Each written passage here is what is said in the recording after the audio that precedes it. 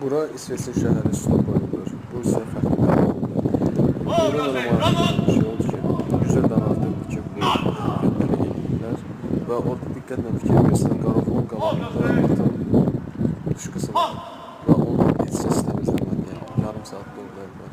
Burada isə bunlar hazırda gördüyünüz kimi solda əsas mərkəzi bir nəfər qoruyur və bunların yer dəyişməsidir. Gündə bir dəfə eləyirlər və saat 12-15-dən başlayırlar və yarım saat çəkir. Bu isə artıq yüzlərlə davam edir.